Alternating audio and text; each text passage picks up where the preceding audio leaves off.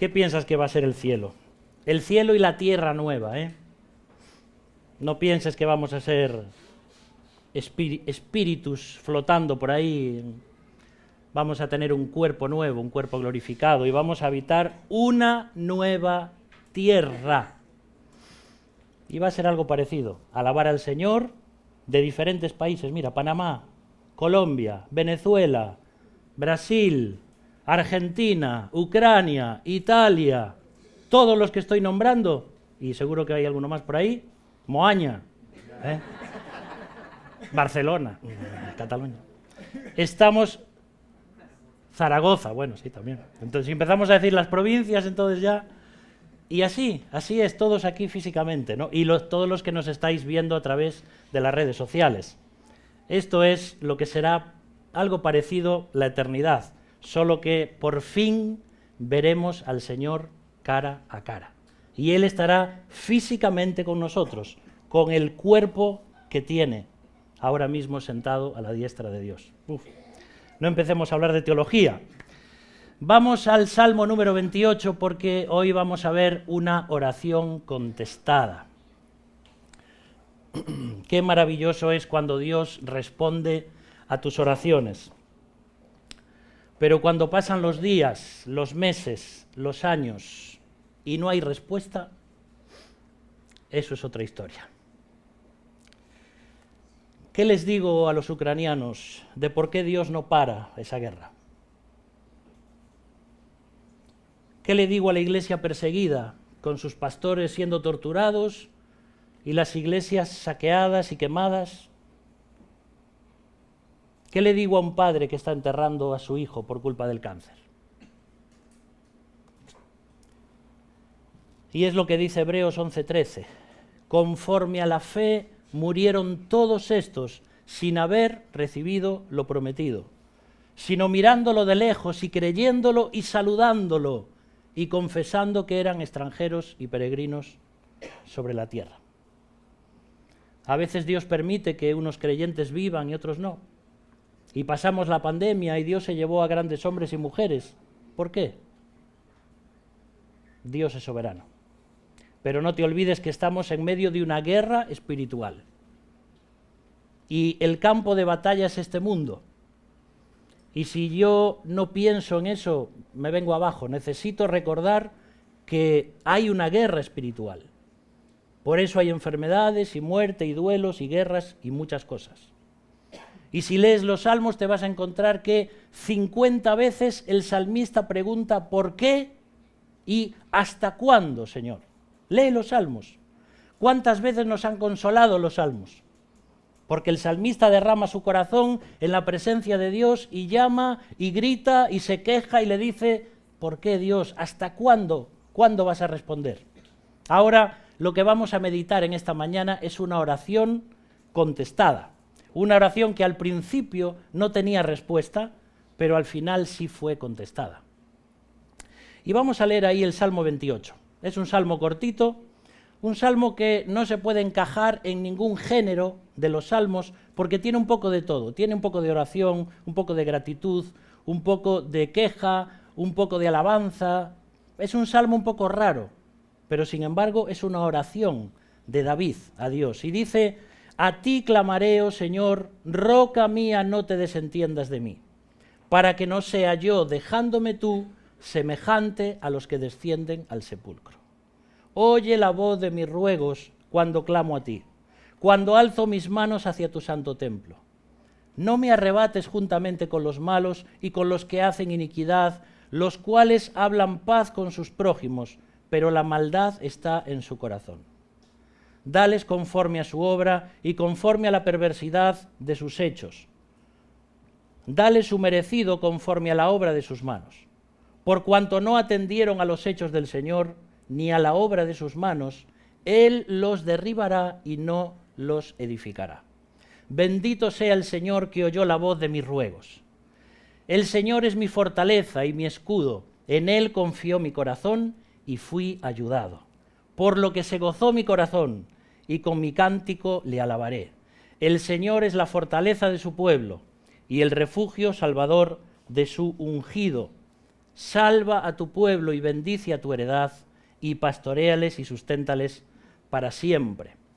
Así que podemos ver aquí un pequeño bosquejo que podríamos decir, si piensas en el versículo 1 y 2, en esta oración de David encontramos que él pide respuesta. En los versículos 3 a 5 pide justicia, y luego en los versículos 6 a 7 obtiene respuesta, y en los últimos versículos, ¿qué obtiene? Si pidió justicia, vamos a ver qué obtuvo después. Versículo 1, fíjate cómo empieza esta canción, David, y dice, a ti clamaré. Y ese verbo es un verbo que significa acosar. Cuando alguien te está acosando porque está insistiéndote con algo, es como el salmista está diciendo, Señor, te estoy acosando oración tras oración, esperando la respuesta. ¿Tú te acuerdas de aquella parábola de la viuda y del juez injusto en Lucas capítulo 18?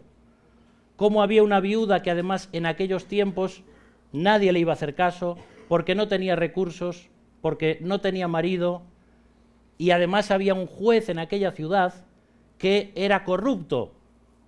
Era imposible que aquella mujer encontrase que le hiciese justicia a aquel juez. Pero dice que una y otra vez estaba ahí insistiendo, llamando, pidiendo, diciéndole, hazme justicia, hazme justicia. ¿Y qué dice la parábola? Que aquel juez le fastidió tanto aquella insistencia que dice, mira, cuanto antes le haga justicia, antes me la quito de encima. Y aquella mujer consiguió lo que quería por su importunidad. Y el Señor dice en la parábola, y cuánto más nosotros que tenemos a un Padre bueno y amoroso, no nos va a dar lo que necesitamos. Por eso, el hecho de estar una y otra vez orando al Señor, sabiendo que Él es alguien que va a respondernos. Y dice ahí, roca mía. Hasta tenemos canciones a veces que hablan de la roca, ¿verdad? Yo voy a la roca que me salva. Y desde el principio de la Biblia prácticamente encontramos al Señor que se muestra como una roca para el pueblo de Israel. Hay un versículo en el Deuteronomio capítulo 32 y versículo 4, y dice, Él es la roca cuya obra es perfecta, porque todos sus caminos son rectitud. Y cuando nosotros estamos en arenas movedizas o estamos en momentos difíciles en nuestra vida, lo que necesitamos es una roca a la cual poder aferrarnos. Dice otro salmo, el Salmo 73, 26, mi carne y mi corazón desfallecen, mas la roca de mi corazón y mi porción es Dios para siempre. Cristo es una roca fuerte para cada uno de nosotros. Ayer una hermana de la iglesia me mandaba un WhatsApp con una foto de una piedra que había encontrado en forma de corazón, y que había escrito ella y le había puesto Dios es fiel, le puso ahí el Salmo 121, y ella dijo que lo encontró, me parece que en su casa, en su jardín, una piedra ahí, y como que sentía que Dios le decía, mira, esta piedra en forma de corazón es para decirte que te amo, que voy a cuidar de ti. Y entonces ella escribió ahí esa piedra, porque las piedras son algo que no pasa, es algo que permanece para siempre, por decir así. Las rocas y las piedras en Israel es un tema que se debería estudiar también. ¿Sabes qué importante es el tema de las rocas, de las piedras? Si te acuerdas de Jacob, cuando estaba allí en Betel, dice que ungió aquella piedra, ¿verdad? Porque había tenido una visión muy importante. Y entonces, una piedra que simboliza para el judío lo intemporal, algo que no se estropea, algo que permanece para siempre, se usa muchas veces. Si lees la historia de Josué, te vas a encontrar allí que pusieron 12 piedras muy grandes, también como un testimonio. Y así hay muchas historias en la Biblia. Aún más, se nos habla de Jesús como una piedra. Puedes ir a la profecía de Daniel, una pequeña piedra que echó abajo todo, ¿te acuerdas? Y luego puedes ver también que la piedra que desecharon los edificadores ha venido a ser cabeza del ángulo. Aún hoy en día, si tú vas a Israel, por ejemplo, y visitas un cementerio, vas a ver cómo las lápidas de los cementerios, ¿qué tienen encima? Piedras. Y dices, qué raro. Pues sí, ellos no llevan flores al cementerio, porque las flores duran unos días y se marchitan. Llevan piedras, piedras de diferentes formas, de diferentes colores, porque para ellos eso significa que el recuerdo del ser amado que está ahí no va a dejar de ser nunca. Y así es la importancia de las piedras y de la roca en Israel. Por eso David muchas veces en los Salmos se refiere al Señor como una roca. Pero dice también que no sea yo como los que descienden al sepulcro. David está pasando por un momento muy difícil en su vida. No sabemos encajar exactamente a qué se refiere aquí, si fue por la traición de su hijo Absalón, no sabemos exactamente. Pero él está pasando momentos difíciles y dice, Señor, si tú no me respondes, ¿para qué quiero la vida? Si tú no das respuesta a mis oraciones, es que me muero, me siento morir. Y un gran hombre que conocéis, Charles Spurgeon, él dijo, cuando nos dé la sensación de que Dios cierra su oído, no cerremos nosotros la boca. Porque a veces parece que Dios no responde y entonces dejamos de orar.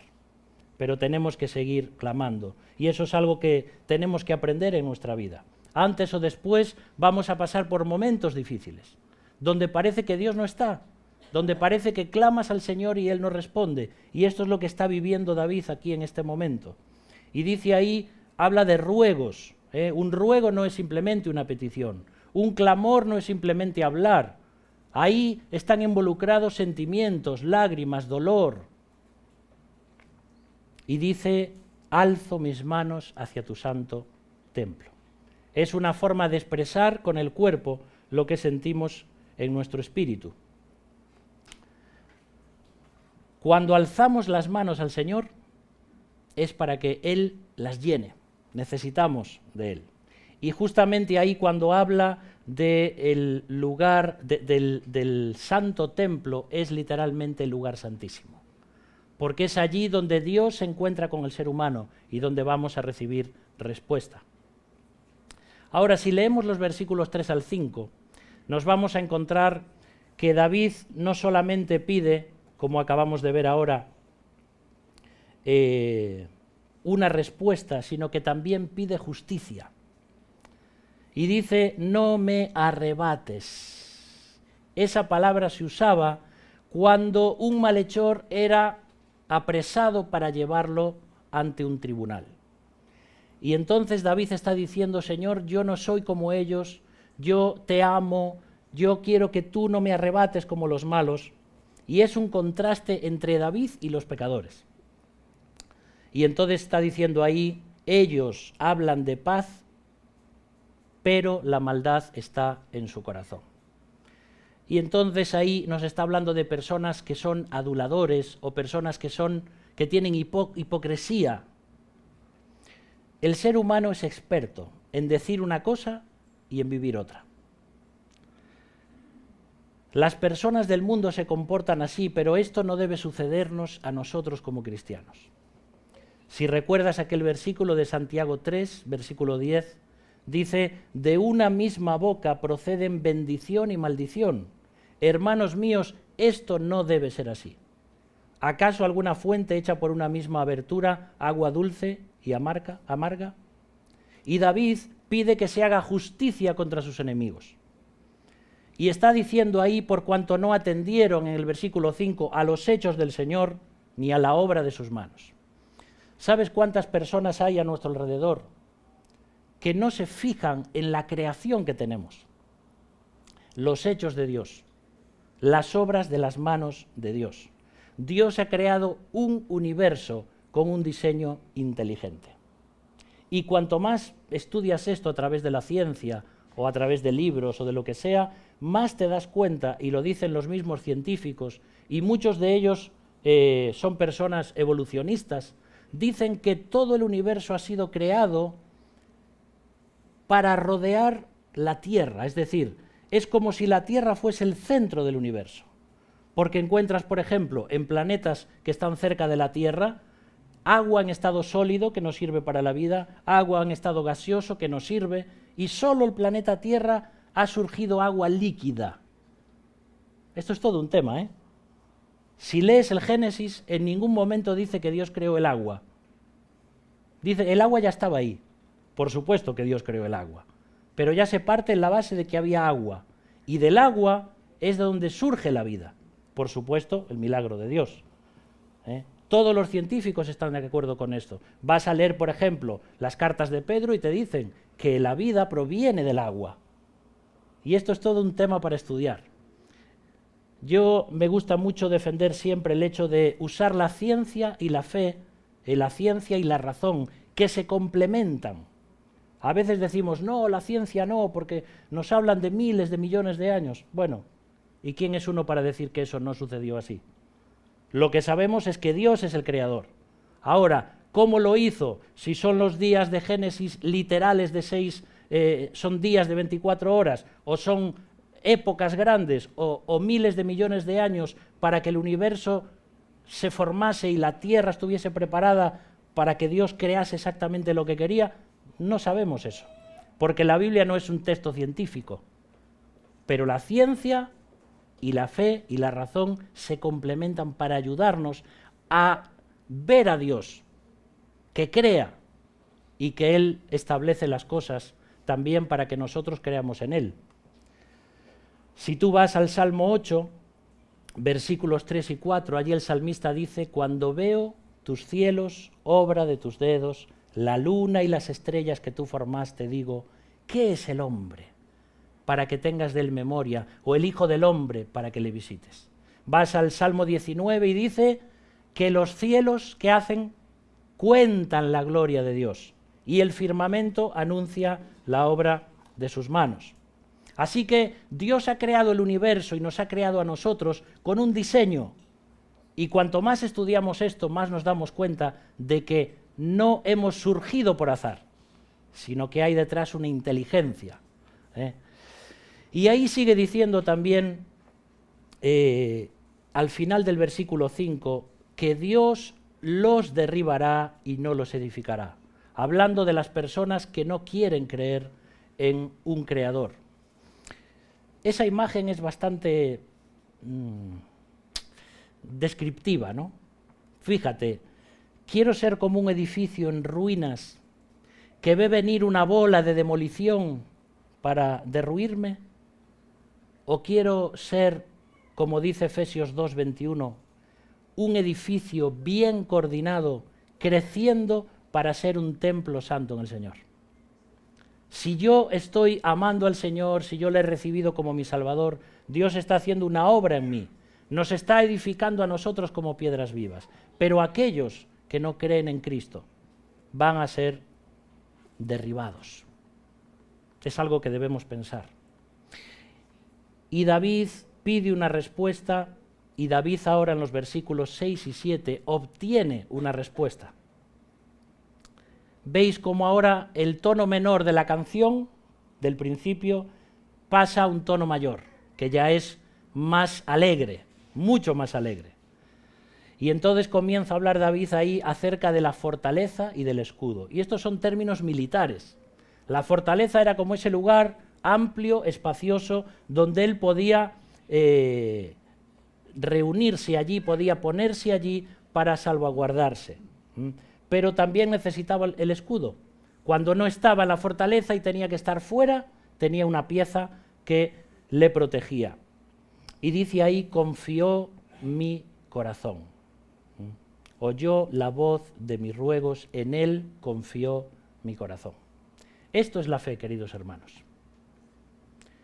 A veces espiritualizamos la fe, en el sentido de que pensamos que es algo que nosotros producimos de una forma abstracta, o que es algo como que nos viene así, tipo místico, y entonces, yo tengo fe, no, yo no tengo fe. Fe significa literalmente confiar en una persona que es digna de confianza. Todo lo que tú sabes acerca del mundo, lo sabes porque has tenido fe, es decir, has creído en lo que te han dicho. Toda la historia que tenemos detrás, que nosotros no hemos visto con nuestros ojos, ¿por qué lo sabes? Porque te lo han dicho porque lo has leído. Eso es fe. Es confiar en que las cosas que te dicen son ciertas. Y para creer en Dios de una forma sencilla, solo simplemente tenemos que confiar. Creer que lo que dice la Biblia es la palabra de Dios.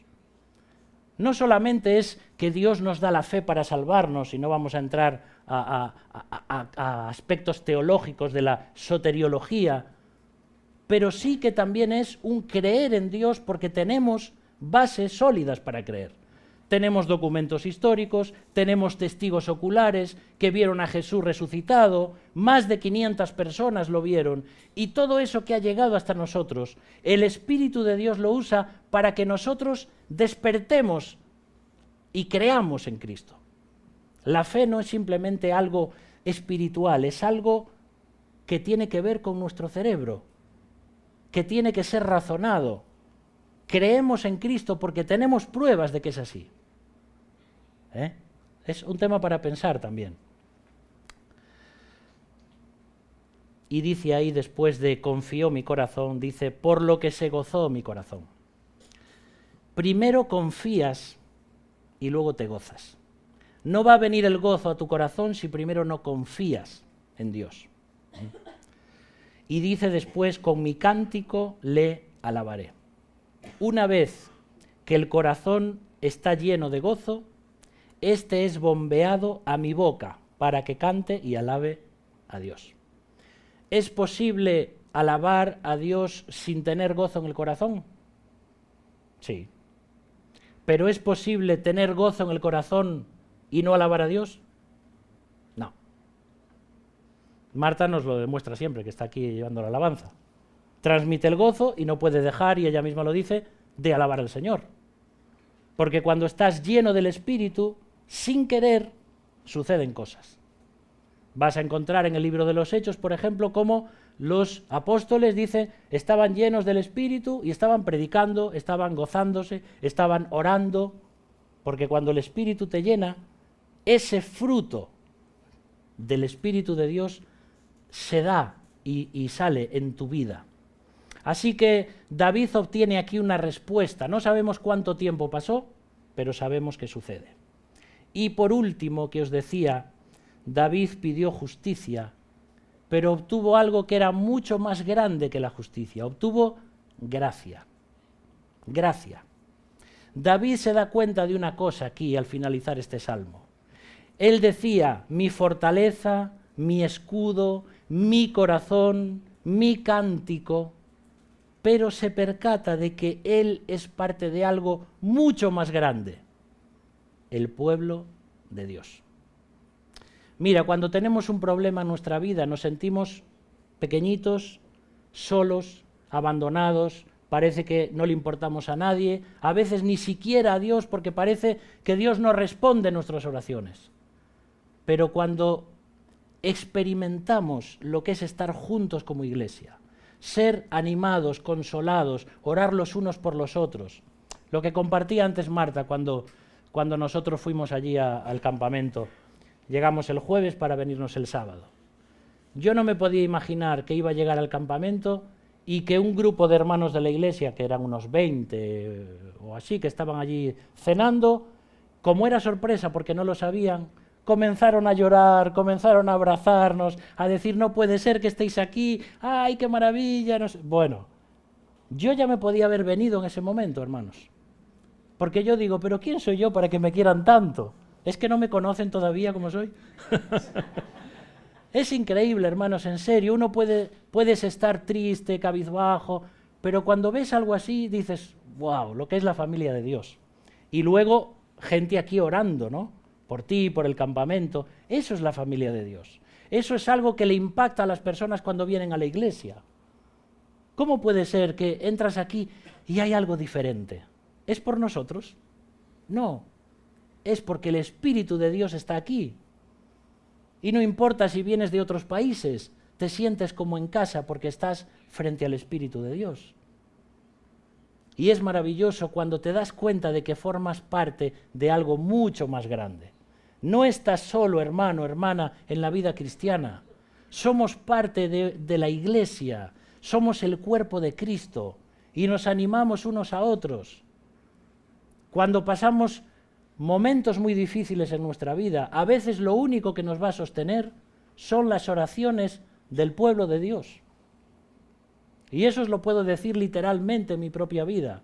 Lo que nos ha sostenido en el último año habéis sido vosotros y las oraciones de tantas personas. Y eso no se puede explicar, pero lo puedes compartir. Porque eso es lo que hace el Señor en nuestra vida.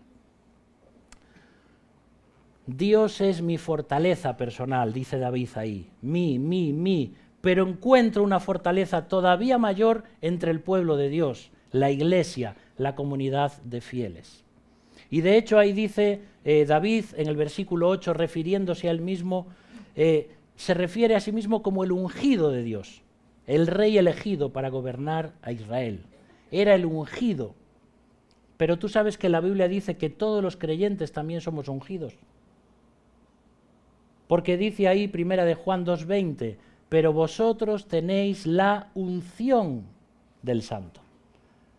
A veces en otros ambientes denominacionales se habla de tener la unción o no tener la unción, si he recibido la unción o no. Vamos a ver, si yo soy cristiano y he recibido a Cristo en mi corazón, el Espíritu de Dios me unge.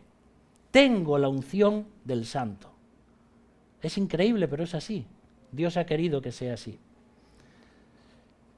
Y luego, en el versículo 9, nos encontramos 4 acciones que Dios lleva a cabo con su pueblo.